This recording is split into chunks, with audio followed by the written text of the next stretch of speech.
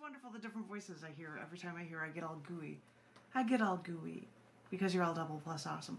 The next thing I was going to read in this next round was three poems from the other literary magazine I am the editor of. It started later and it is called Down in the Dirt magazine, and this month's issue is titled Tugging at the Thread.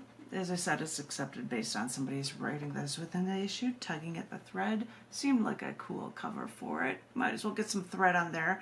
And I even thought of a poem that my husband did about pulling on the fabric of the universe and pulling on a string and how that could just unravel and but then you have to save your threads and you can create a new universe. But that's his poem and an older thing. But anyway, I was going to share with you three poems that are at the very end of this book, and I'm looking at one of them right now. And they're also in other books. This first one is a short one that's called Addict. And it also is in a copy of a CC&D collection book that's called A Wake-Up Call from Tradition. I can't find the book, so all I can do is show you on a screen. Can I show this on a screen? If I tilt it, now I have to show it for the Zoom meeting. Ha-ha! Ta-da! They can see it at the Zoom meeting, but people can't see it in my live stream or in my video. But it's a cool image that was from a past issue of CC&D that was used for a collection book cover. And it's titled A Wake-Up Call from Tradition. It's in that book as well. And this poem is titled, a short one titled Addict. I was sitting in the front seat of Lisa's car. I can't remember if it was a rental or her dad's car. My face and chest were sunburnt. I could feel the top layer of my skin burning. I was wearing a peach shirt with a mini skirt. I remember that I always had to dress up when I was with her. Men always thought she was prettier. I was sitting in the front seat. It was night. Lisa was driving. She had just finished putting on her burgundy lipstick with her rearview mirror, and she lit up a Virginia Slims menthol with the car lighter. My father always hated her. We parked in front of some strip store, probably off of Davis Boulevard, and David was getting out of the back seat that he could go buy a pack of cigarettes, too. Marlboro Lights. They were the closest thing to those French-Canadian things he smoked. The ones where the box held 2 rows of 10 instead of 2 of 7 and 1 of 6. The one where they were shorter than Marlboros. When he got out of the car, I asked Lisa what was wrong with David. He usually loved any opportunity to get out of that mobile home park. But the whole car ride, he barely spoke. So Lisa said that David was going through withdrawal and that he had no cocaine this vacation and that he had the shakes or something. I don't know what it's like when you stop taking coke, but that was what was happening to him. I was mad because he never told me this, and I was mad because he's so fucked up in the first place from this stuff, and I had to act like I knew nothing when he got back into the car. Short one, called Addict. They're all different. Thank you. They're short, different ones. All of these are on totally different themes. The next one in the back of the issue, is titled Brewing the Coffee and Remembering Summer. And I don't know what show it was from, but what I do know it was from is that it was in another issue collection book from CC&D that was titled, and I love them because they're massive collections.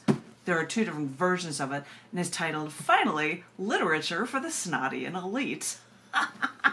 Which I think is just the funniest name. And I think it's really fun because, they normally have, Jane and Dick for it. And I said I'm going to change it to Janet just because it's so close to the name Jane. And I put the other name randomly on there as John. But it's not my husband, John. It just so happens. But it's set up finally, Literature for the Snotty and Elite. Massive volumes. This next one is in both of them.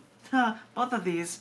Finally, Literature for the Snotty and Elite, as well as Down the Dirt Tugging at the Thread. And this is titled Bring the Coffee and Remembering Summer. I pulled the bag of coffee beans from the refrigerator door. I could already smell the aroma of the flavored coffee. This time I picked Bewitching Brandy. I loved the smell. I treated myself to these flavored coffees for only special occasions. I closed my eyes and inhaled. filling my lungs, intoxicating myself with the bouquet. I hadn't even opened the bag. I walked over to my coffee pot, the one that just makes one cup. I set the white bag down on the counter and then opened the top of the bag. I reached over, grabbed a spoon, pushed it into the coffee grounds, and dropped a spoonful on the bottom of the pot. The glass pot was a little wet on the inside, so some of the grounds stuck to the sides of the glass before they could fall to the bottom.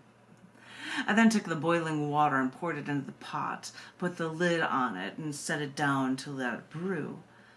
I sat down at the table and watched the steam rise from out of the spout. The steam poured out like it was trying to get away as fast as it could. It looked violently hot. I then remembered summer. I would have flavored coffee at work over the summer, and work was my haven, my home away from home, my home away from them and from him. I brought some flavored coffee beans home for my mother once. A week later, while eating dinner with my parents, Mother thanked me for the beans. Father, after eating in silence, finally said he didn't like them. I don't know why you had to go change. I liked it the way it was. I couldn't believe they started to argue over coffee beans. Mother vowed to it like a religion. Father discounted it like one. It all seemed so silly and senseless. So I finally spoke up. I was only trying to be nice. Brewing the coffee and remembering summer. Good times for a change. Thank you. As I said, these are all on different styles. All of these at the end of this book. This last one in here I keep flipping to is titled The Cycle. It is the last or second to last poem in the book. I'm not even going to look because I'm just going to read it. It's called The Cycle. It is in this book and it's also in another CCD collection book called Chapter 38, Volume 2. It's a bunch of rocks.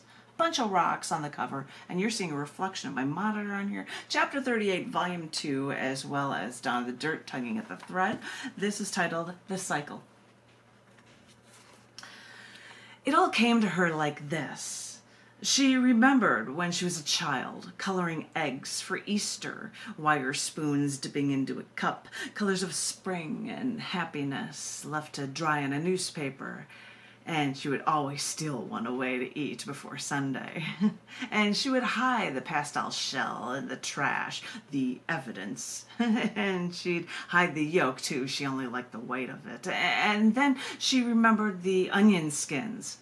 Boiling eggs wrapped in layers of skin dyed them beautiful shades of brown, like the amber beads in her mother's jewelry chest, the variations of color trapped by nature and captured by ourselves. And she remembers as a child listening to the McKinleys, an older pair with stories of Panama, Mexico. They had so many foreign stories to tell. They once gave her an egg for Christmas, a carnival egg, with the inside blown out, filled with confetti, covered in the colorful crepe paper. She made her own, relished in cracking them over people's heads, but she kept theirs. And now she stands in the kitchen, scrambling them for a morning meal, yellow and white colors in the nursery for the child still inside of her. She can feel the kicking now, and she wants to know if she can give the color, the stories, bring the cycle of life around for her little one. And she puts breakfast once again on the plate. The cycle. The last one, and it had ended on a happier note if I was going to do that for you boys and girls. Thank you so very much. We're going on for another round. Yippee skippy, I'm happy to hear it. We've got to give it up for our Zoom host, whom is next, and then, but of course, we get some music from Ron. So, my darling John, the stage is yours if you're ready. Take it away.